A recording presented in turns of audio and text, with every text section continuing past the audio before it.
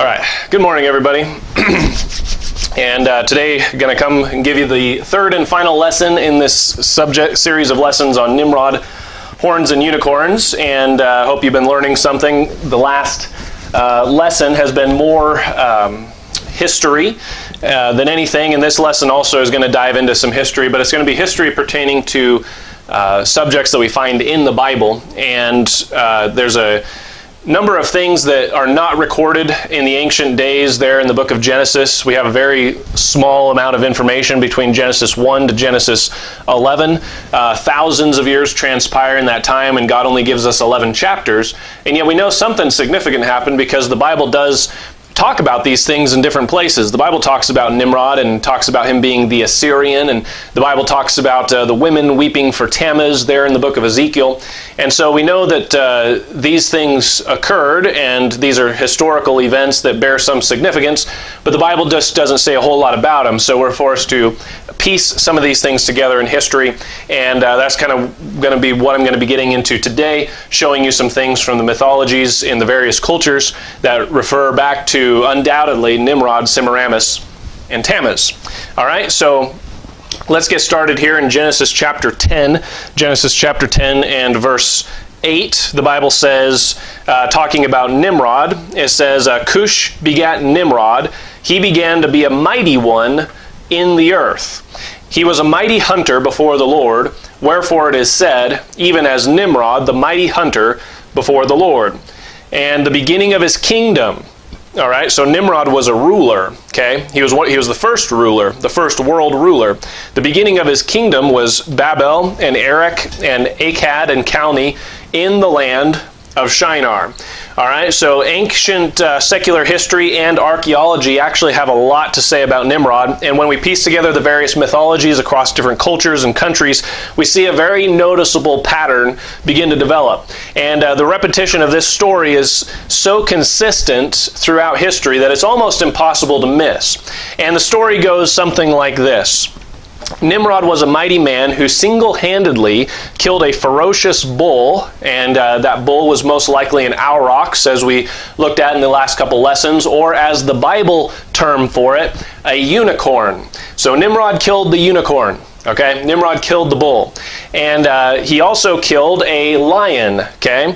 And when he killed the bull and the lion, he wore the lion's mane and wore the bull's horns on his head.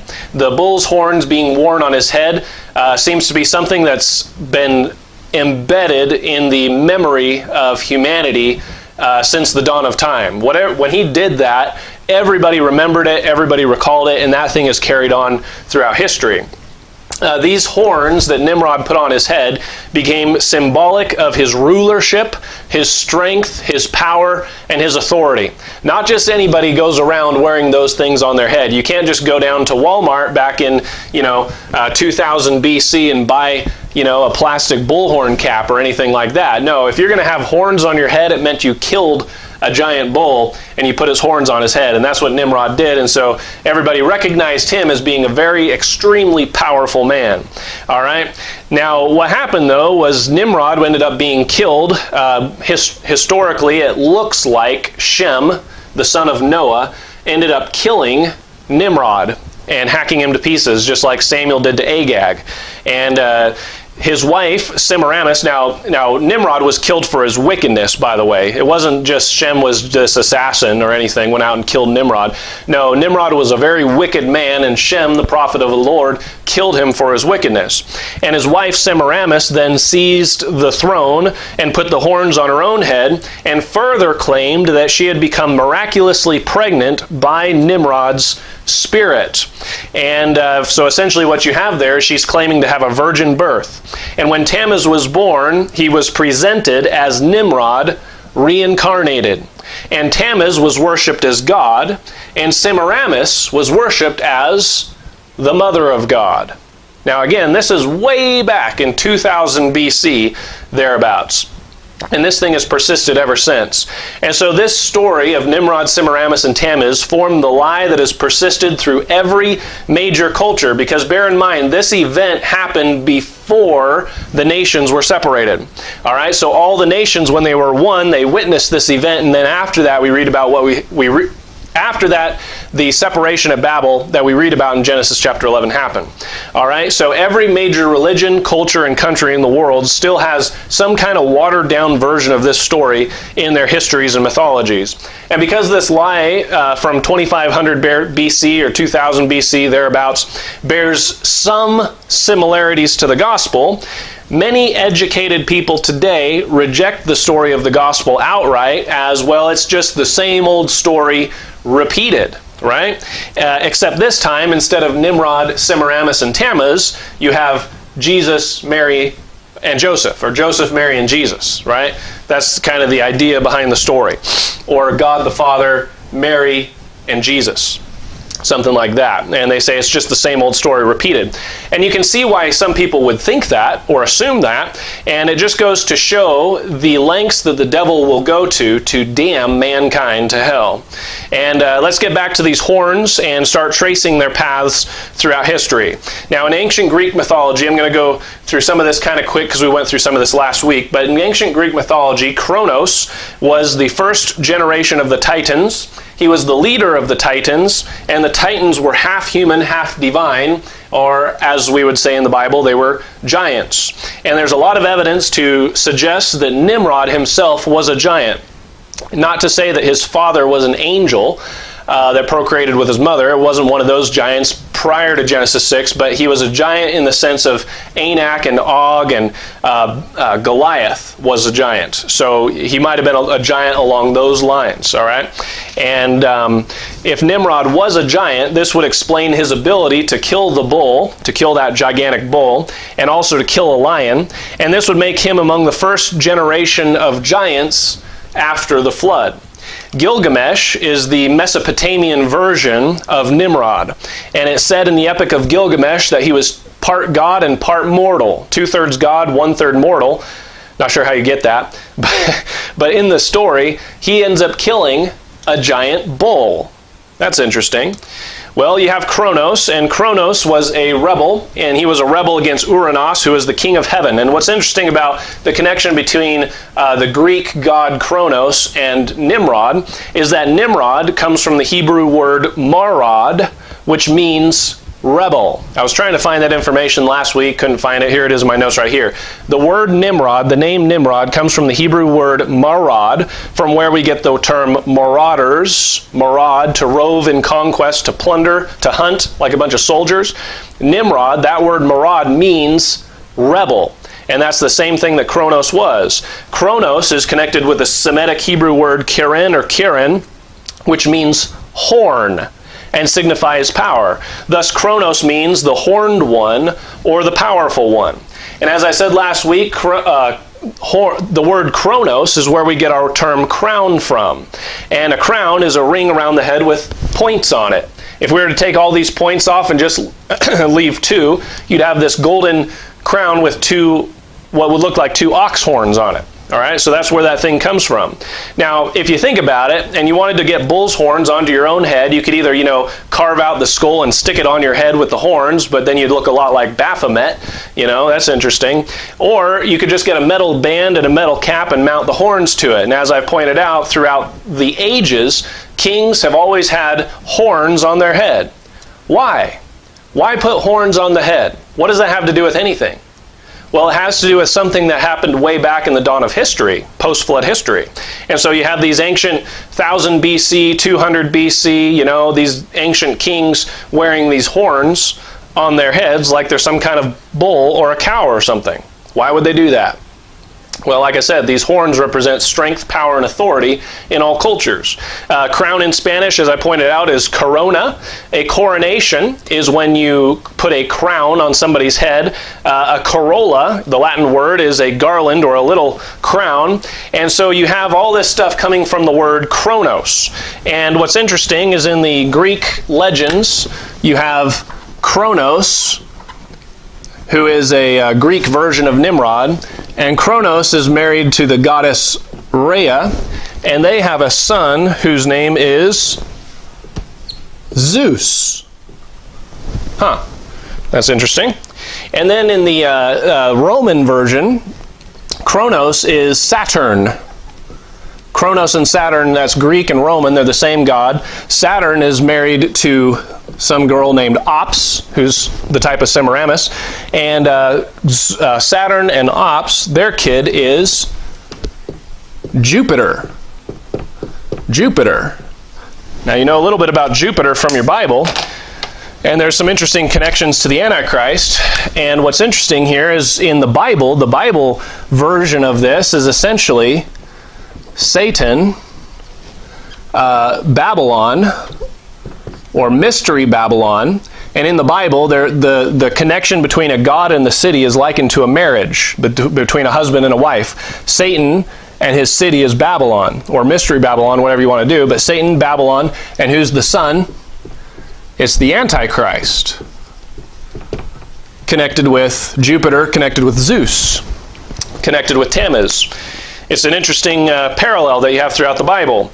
Kronos is the Greek god, and the Roman equivalent for Kronos is Saturn. He's the same guy. And it's who, in his honor, in Kronos or in Saturn or in Nimrod's honor, that they celebrate the festival of Saturnalia, where everything was reversed and men dressed like women and women dressed like men, and all kinds of filthy lewdness went on. And as I pointed out, Saturnalia was celebrated around the 23rd of December, and people would give gifts to one another. And sometimes that lasted over a week, as much as 12 days of Saturnalia, and it was regarded as the most wonderful time of the year back in those days, if you were a wicked, debauched person and enjoyed orgies. But then you had the Yule log resurrected into a Christmas tree and all that stuff. But as I pointed all this out last week and went through it really quick, I don't point this stuff out to say that, therefore, as a Christian, you can't celebrate Christmas. I don't believe that. Americans are notoriously ignorant of history and notoriously shallow people as a group of people. Seriously. And I'm an American, okay? Nobody in America knows the history of this. If you were to go out on the street and ask where all this came from, few people would even know where this came from or would even care. Okay, as Bible believers, we know where this stuff comes from, but in our society, in our culture, nobody cares. It's just a big commercialized holiday where, you can take advantage of a time to get together with family, recognize your care and love for one another, give some gifts, and just have a good time. That's all Christmas is in our country anymore. Now, if I lived in the 1800s in America, this was still being worshipped, and I wouldn't participate. Or if I was living in the 1500s, or even in some countries in the world that maybe they do still worship the tree literally as a god. Okay, well, if I was a missionary in that country, I wouldn't participate in this holiday, because in that culture they still recognize it as pagan. But in our American culture, it's just commercialized nonsense. All right, so it's like whatever. For what it's worth, we don't celebrate Halloween. Why? Because in our culture, is still regarded as a day of wickedness and a day of festivities about witches and devils and ghosts. As a Christian, I don't want anything to do with witches, devils, and ghosts. And our society regards it as such, so I'm not going to participate. So anyway, I just wanted to point that out for what it's worth. If whether you agree with me on that or not, it's immaterial. You do what you feel the Lord wants you to do. But I just wanted to point that out, that I'm not saying all this to say that therefore as a Christian you can't celebrate Christmas. I'm not saying that. All right. Anyway, Saturn and Kronos were regarded as the first of all gods that ever wore the crown. And what's significant about that is Nimrod was the first king who ever wore a crown. Right? He put the bull's horns on his head. And Nimrod was the first king. The beginning of his kingdom was Babel, and all nations were assembled at Babel in his kingdom, and he was the king over all nations, essentially. He was the first king to wear the first crown, and he was the first and really only king in history to ever rule over all the nations of the earth while they were assembled at one time, and while they were united as one. No other king in history has ever done that, and there's been many other massive empires, but no other king has ruled over all the kingdoms of the earth at a single time like Nimrod did. Nimrod was the first to do that, and he holds that record. And the only other person in history that's going to pull that off is going to be the Antichrist, and then Jesus Christ is going to return and take that kingdom from the Antichrist, all right? And then he's going to rule over all the kingdoms of the world. Now, continuing on with the horn, so that catches us up. In most ancient cultures, the word for bull also equaled ruler. So I'm just going to write this for a moment. In a lot of ancient cultures and languages, the word for bull is the same word for ruler. The Hebrew word shor, okay, in Hebrew it's shor, and it means ruler or bull. The Hebrew word means both, bull and ruler. The Chaldean tur, okay, means the same thing, bull or ruler. It can be translated both ways. Isn't that interesting? The Latin, where we get the Latin word taurus, means bull, and tyrannus, like the Tyrannosaurus rex, tyrannus, from where we get the word tyrant or tyranny, okay? This means ruler. Tyrannus means ruler. Taurus means bull. Tyrannus means ruler. You see how that word ruler and bull go together, and they're very synonymous throughout history and languages. So that tells you there's something going on that's worldwide throughout many ancient cultures that associates a bull with a ruler. And we know from the Bible that that goes back to Nimrod, and that's what I'm trying to show you. So as I mentioned in the first series of lessons, the ox was the king of the animals, and the aurochs was the king of the oxen. So the aurochs, or the unicorn, was essentially the king of the beasts, all right? And the king of mankind decided to put the horns of the king of the beasts on his head so that he could be king over all, is kind of the picture going on there, all right? And archaeological artifacts regularly depict rulers with horns on their head. You see this throughout history. Here's a picture of a regular-sized bull, and here's a picture of the aurochs, or the unicorn, how big it would have been at that time. All right, anyway, where am I in my pictures? Okay, Japan, here we go. The Japanese rulers, they wore big horns on their head. That's Japan. What does that have to do with the Shemitic cultures over there in the Middle East? These Japanese rulers, they've got horns on their helmets, like a bull. Why? The Vikings, same thing. The Persians, here's a Persian Parthian king. He's got the horns on his head. Here's a Denmark coat of arms, ancient coat of arms. You got the helmet and the bull horns on the head. So it's across all cultures. And this started with Nimrod, who literally wore a horn or horns on his head. Now, what also do wealthy rulers do? What do kings tend to do with their possessions, and especially deified rulers? What do people tend to do? Well, they overlay everything in gold, right? So undoubtedly these horns were probably covered in gold eventually. The horns that Nimrod wore on his head, he probably covered him in gold, and gold was connected with gods anyway and with deification, and many rulers were considered to be deities, probably like the pharaohs, and probably Nimrod too. And later on they improved these horns and they made them out of solid gold, and eventually these golden horns were consolidated and became crowns over time. You can kind of see the evolution is not the right word for that, but you can see the changing of that over time. All right.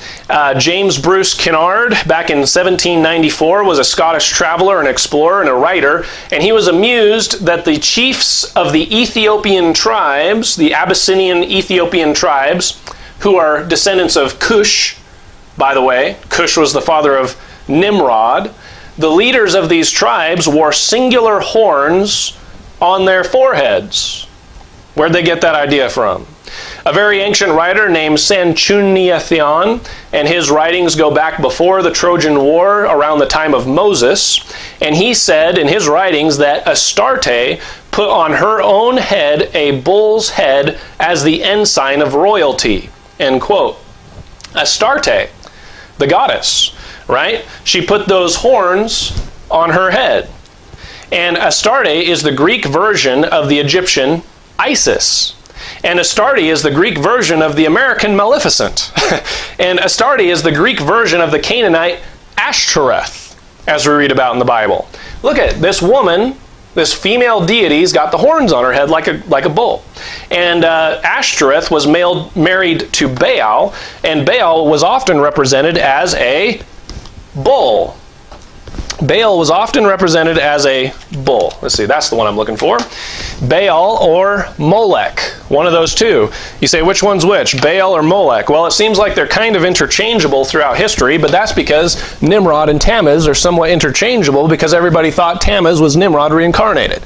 So that's why you get these things kind of crossing over a little bit. All right, so in the Canaanite cultures, you had Baal,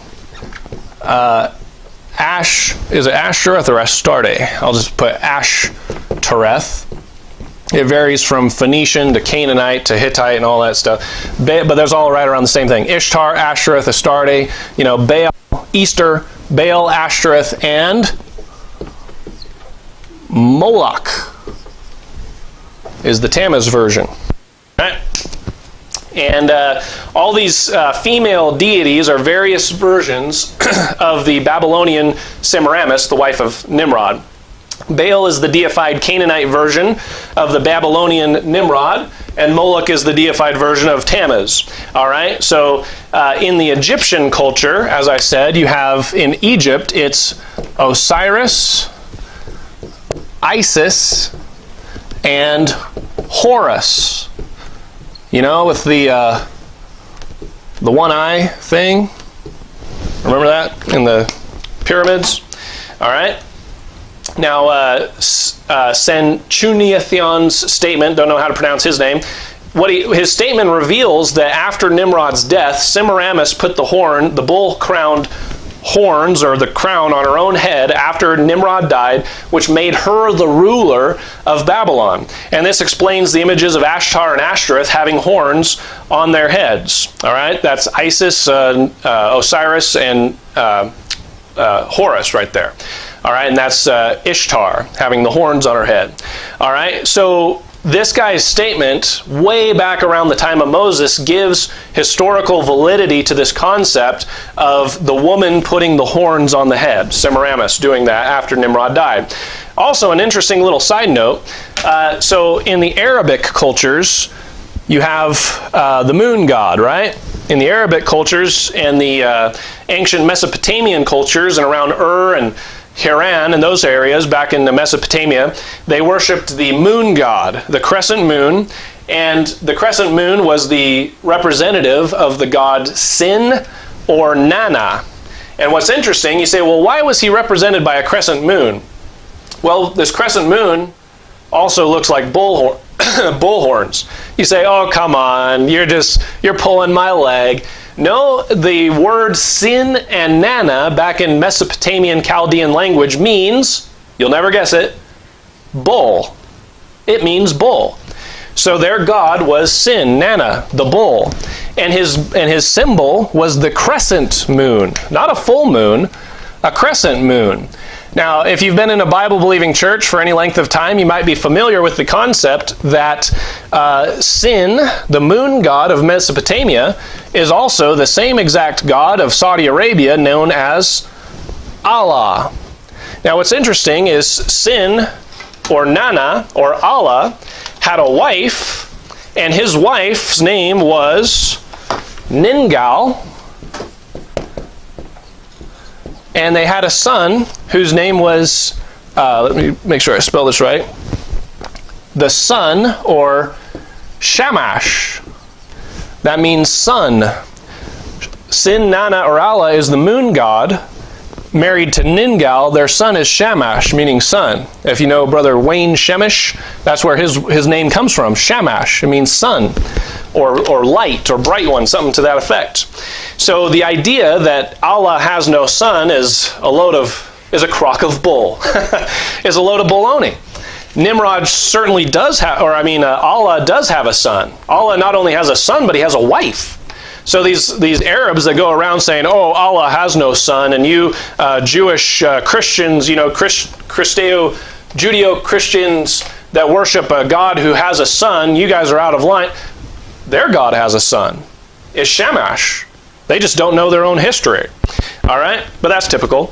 So the two horns are representative of power, specifically power through strength. And over time, man inevitably improved on this concept and added a third horn to represent dominion on earth Oh yeah, here's the moon god. Sorry, I'm kind of behind on my images, but here's Sin, or Nana, the Mesopotamian god. He's got the horns on his head, and he's represented by a crescent moon, but notice that the crescent moon is turned sideways.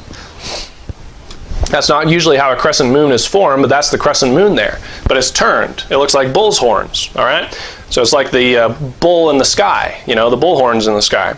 Anyway, they changed the horns from having 2 horns to 3 horns, you know, and this symbolized dominion in earth, 2 horns, and heaven. The 3rd horn gives you dominion over heaven, earth, and hell. And the Hindu god Vishnu, when in his fish form, is depicted with a triple-horned crown or a triple tiara, as it's said. And then you have this Roman Catholic, in the Roman Catholic Church, the fish hat wearing fool. The Pope also has a triple tiara, which symbolizes his power over heaven, earth, and hell.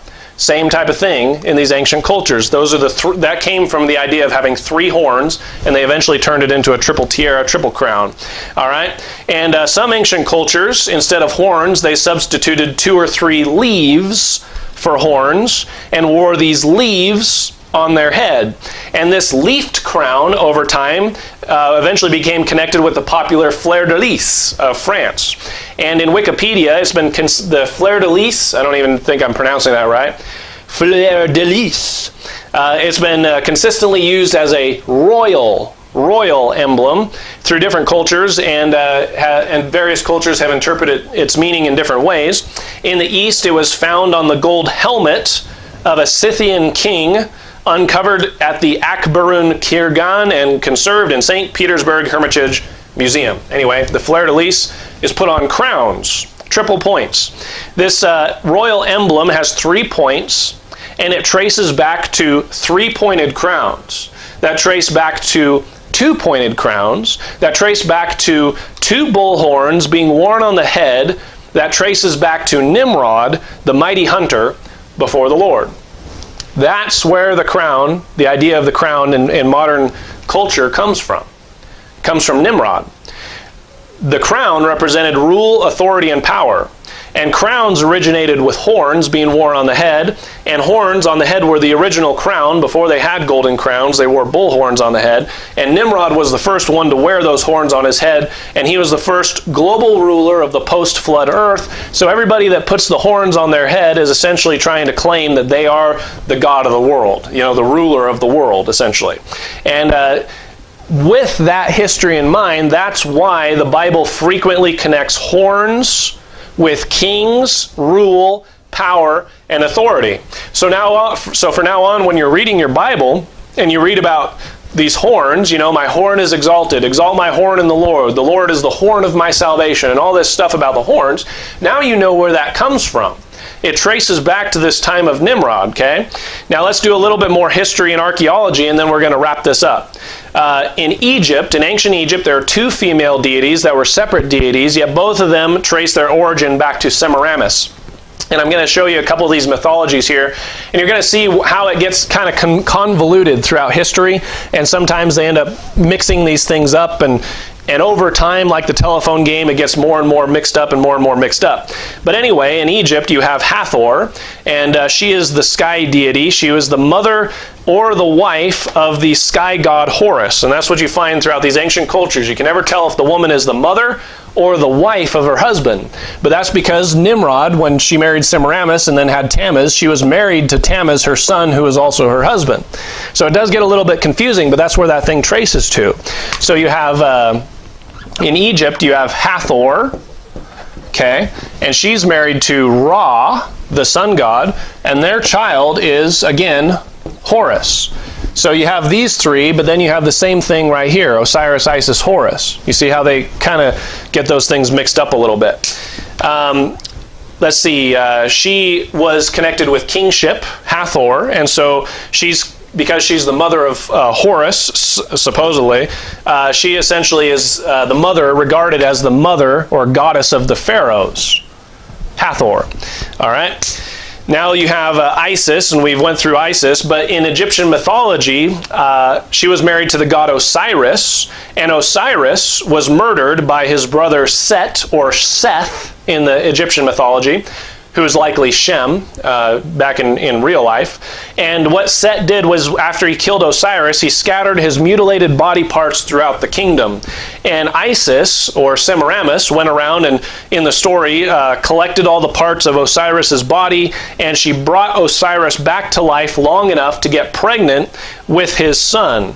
And Isis gave birth to the god Horus, who in real life was Tammuz, and Horus in the story later fights Set for the right to succeed Osiris on the throne. All right. So anyway, you have this story that repeats throughout all different cultures. This idea of the God-man being killed and his body being hacked to pieces and spread across the land. That's in Egypt. That's in Babylon. That's in Assyria. You have that same story in Greece and Rome. That same story is repeated in a lot of different cultures. So you kind of piece these things together, the main points of the story, and you start to kind of see the picture of what's going on. In Roman mythology, even though I already gave you Saturn, there's another Roman version.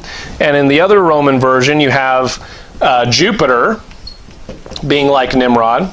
So again, you see Nimrod, Tammuz, Jupiter. So these things get a little bit mixed up. But in Roman mythology, Jupiter is married to Juno, and they have a son whose name is Mars.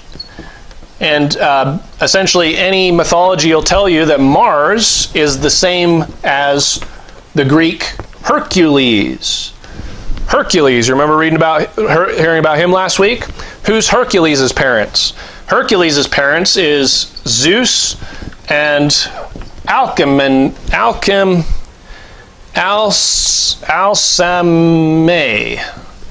I think I spelled that right. Alcmene. Alcmene. Who cares? Zeus, Alcmene, Hercules. All right. And then you have the story of Crete and the Minotaur over there in Crete. And like the Egyptians, the mythologies of the Greeks are also a little bit mixed up. You have, in Greek mythology, you have the mightiest ruler Zeus. Here's another Greek one. Zeus. Now, like you say, well, I thought Zeus was married to Alcmene. Well, you pick up some different Greek mythologies, and Zeus is married to somebody else and having different kids. You know, it gets crazy. But you have the same repeating story over and over, just with different actors and different names. It's because it's getting all mixed up. But in Greek mythology, you also have Zeus marrying Europa, where we get our term Europe from. And their son is Minos. And what's interesting about that is, in that story, in that Greek mythology, Zeus became a bull, of all things, and seduced Europa, who's Semiramis, and they have 3 sons, one of whom is Minos, or Tammuz. And Minos in Cretan means king. All right, king. Then the story continues, but it seems to be the same Babylonian story repeated. You have this thing where Minos, he's the king. He wants to be the ruler among his 3 brothers. And so he tells them that if he can do a miracle, then they would have to leave the kingdom and let him be king over Crete. So what he ends up doing is he goes to Poseidon, and he asks Poseidon to make a bull come out of the sea for a miracle.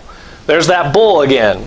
And so Poseidon, he said if Poseidon would do this for him, make this bull miraculously come out of the sea, then he would become king, and he would then sacrifice the bull to Poseidon. So it's a win-win situation for Minos and Poseidon. All right, well, Poseidon says, yeah, sure, I'll do that. And he makes the gigantic bull, this aurochs, come out of the ocean. And you have, see, there's Europa and Zeus. So Poseidon makes this gigantic aurochs come out of the ocean, and the brothers say, wow, that was a cool miracle, I guess we got to go. So they leave the kingdom, and Minos becomes the sole ruler of Crete, but Minos fails to sacrifice the bull, and he keeps it for himself. And so the god Poseidon gets angry, and he decides to curse Minos' wife Pasiphae, and the curse that he curses on this woman is a lust for bulls. Just like the Europa story. In the Europa story, Europa falls in love with a bull, who's Zeus. He turned himself into a bull. The horns, right? It has Minos. Well, in this story, and as you keep on going in the stories, it seems to repeat again. And you have Minos. He's married to Pasiphae. And they have a son who's half man, half bull. And his name is the Minotaur, which you've probably heard of. The famous story of the Minotaur. All right, now this Minotaur has the form and body of a man, but legs and head and horns are that of a bull. And this bull eats human flesh. Remember I mentioned Saturn was notorious for eating human flesh, devouring children. And this Minotaur eats human flesh, and so King Minos commands that a labyrinth be constructed to imprison the creature. Now the important elements of that story is, again, you have a woman who's married to a bull. That's Semiramis and Nimrod. The child, Tammuz, is a supernatural, supposedly, and bears a striking similarity to his father, right? Because Pasiphae married the bull, or fell in love with a bull, right? Even though she was Minos's husband, she got with a bull and created the Minotaur. But that's the same thing as Semiramis married to the bull man, who has the son Tammuz, who's a half man, half god, part bull, part Nimrod, all that stuff. All right. Anyway, the Minotaur, Minos means king, and Tar. There's that Taurus again. Minotaur, king bull. He's the king bull, wearing the crown, the horns on his head. All right. And like Nimrod, he was a king who resembled a bull and wore the horns on his head. That's essentially Nimrod. In an embellished, extravagant story, right? It's the same. It's not to say that this really happened and that a labyrinth was really constructed. It's just once you understand this first basic story, you find it repeated in all kinds of different cultures, and people embellish it like crazy. All right. So you say, what does all that have to do with anything? Well, that brings us back to Zer-Nebogus, which is the Assyrian name for Nimrod. And you have a depiction, this is an ancient cylinder, and you have a depiction of him first killing the bull, and then he kills the lion, but when he's killing the lion, he's got the bull's horns on his head. And but notice in that picture the legs of Zer-Nebogus. Notice his legs in that picture, human legs, but in that picture, he's got the legs of a bull. So in this picture, he's depicted as part man, part bull. That's what a Minotaur is. But that's Nimrod. But that's the Minotaur. You see that? Very interesting. All right, he's depicted as a Minotaur in a battle with a lion. Now, like I said, I'm not saying that Nimrod became a Minotaur or anything like that, but the image is likely symbolic, and it depicts Zer-Nebogus, or Nimrod, as having the strength and power of the aurochs and then killing the lion. Now, remember that Zer-Nebogus in Chaldean, literally translated, means seed of the prophet Cush, which we know from the Bible, Nimrod was the son of Cush. Cush was Nimrod's father. Ham was Cush's father. Ham is directly connected to Egypt, and Cush is directly connected to Ethiopia. So you have Ham, Cush, Nimrod, and they're all black-skinned. They're all connected with Africa. And so you get that black skin coming in there. Nimrod, more than likely, was a black man. And the etymology of these words bears witness to the black skin, but that's another thing for another time. So suffice it for now, the Assyrian Zer-Nebogus, or Nimrod, was black, had bull legs and bull horns, or at least was depicted that way. He was a wicked ruler, and in the Assyrian culture became regarded as an ancient deity who was black, malevolent, ill-omened, and bad luck. Nimrod ruled the world, wore the bull horns, and he was black-skinned, malevolent, and evil. Now think about that. And it was from that early site. If you were there in Babylon when Nimrod was alive and he had worn those bull horns, if you were to see that site, it was from that early site in the early dawn of post-flood history where the standard depiction of the devil began to form in the minds of the people. If you were to ask the modern person to draw a picture of the devil, they would draw a humanoid figure with bull horns on his head, possibly with the legs of a bull, or maybe the legs of a goat, but who can really tell the difference between a goat's legs and a bull's legs? And they would draw him either black, which is the color of death, or red, the color of blood, bloodshed, murder, death, black or red, with bull horns on the head. Now, isn't that interesting? Now, stay with me here. I know what you're thinking. Just stay with me. Kronos is one of the Greek equivalents of the Cherubim and was an evil devouring force, which is essentially what the devil is as far as the ancient Greeks were concerned, an evil devouring force. Kronos is popularly depicted with a scythe, like the angel of death, or the Grim Reaper, right? And Kronos was also a cannibal, like the giants. He was afraid one of his children would grow to overthrow him, so he would devour his children in the Greek mythology. And kind of reminds you vaguely of the story of a serpent who's aware of a prophecy of a son who would be born and would overthrow him, so he's constantly trying to corrupt man's seed or destroy children in the messianic line. Just like in Egypt with Pharaoh throwing the babies, the Hebrew children in the water. Just like Herod killing all the children 2 and under. There's this perpetual thing throughout the Bible of this destruction of children by Satan to try to prevent the coming of the Messiah. And that's the same type of pattern that you have in the story of Saturn. It's kind of interesting. Now, Saturn is the Roman equivalent of Kronos. Saturn, Kronos, same guy. Saturn, Kronos, Cherubim, Nimrod. They're all the same guy. Black, ill-omened, evil, malevolent, bull horns on the head, the devil. Interesting. Can you see how historically, among cultures, when people thought of the most evil, wicked person in the universe, they associated that with Satan, obviously, but also with Nimrod. Isn't that interesting? Those two images kind of started to come together. It's not like anybody had seen the devil, running around, right?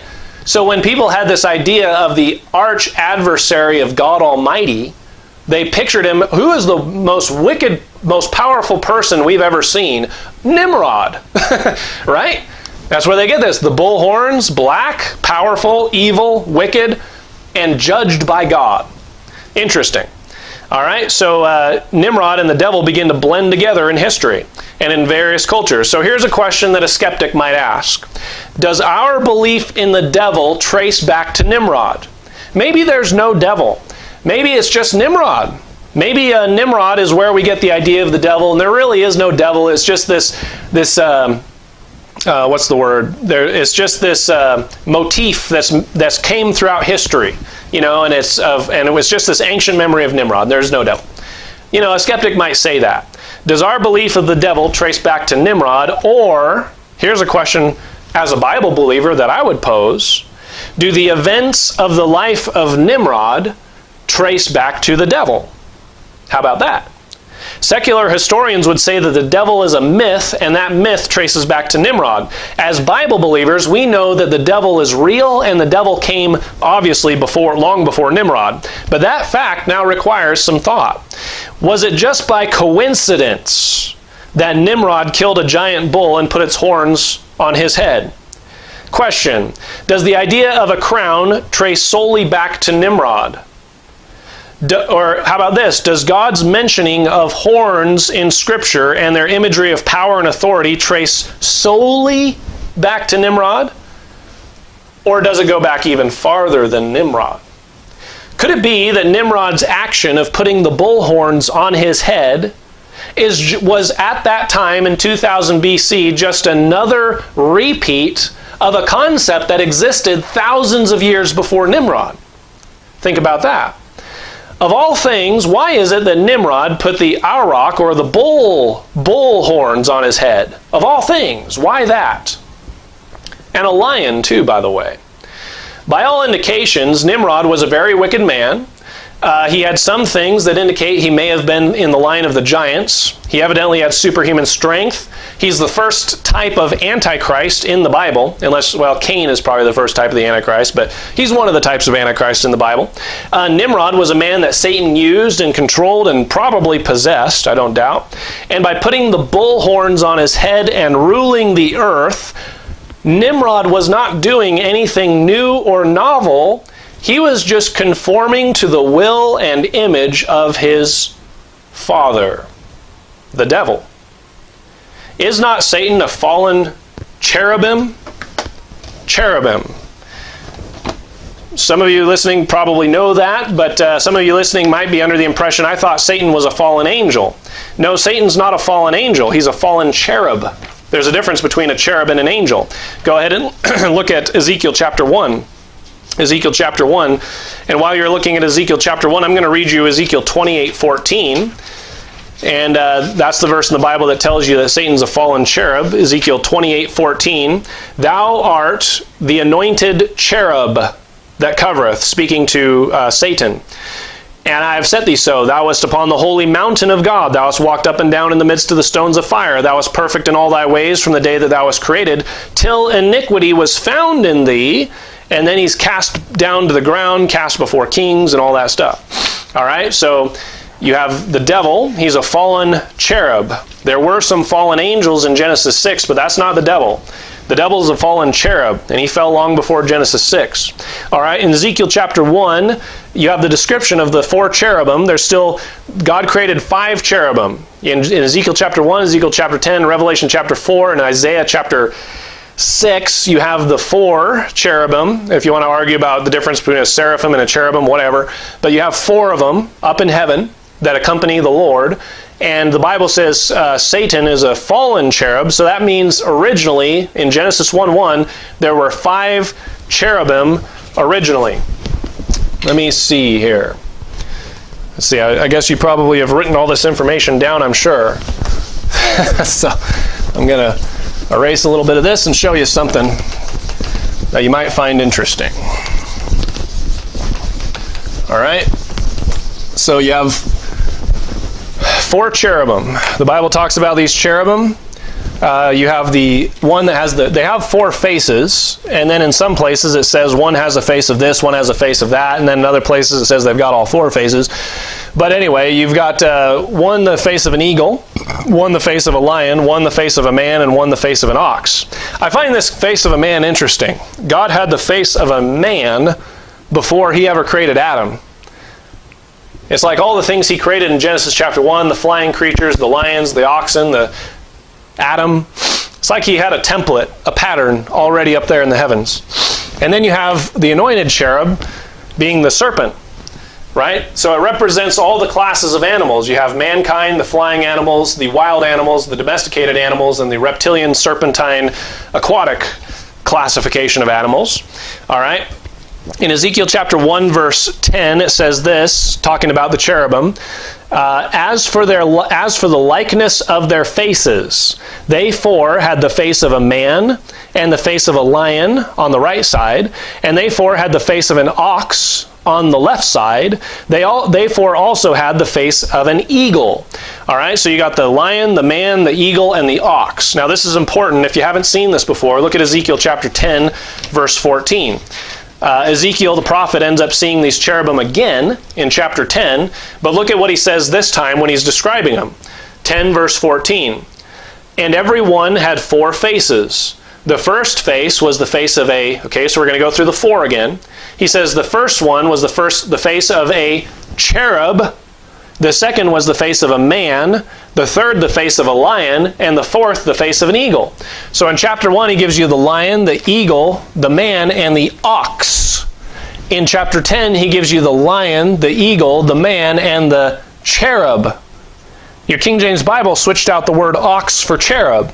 Now that's important because that tells you that the predominant feature of a cherubim is that of an ox. It's interesting that So essentially what you have there is this.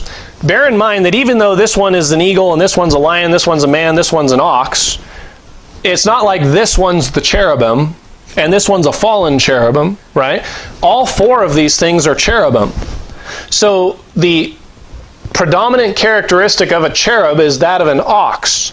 So all 4 of these things have the predominant characteristic of an ox. Okay? What is the predominant characteristic of an ox? This is an easy question. It's horns, right?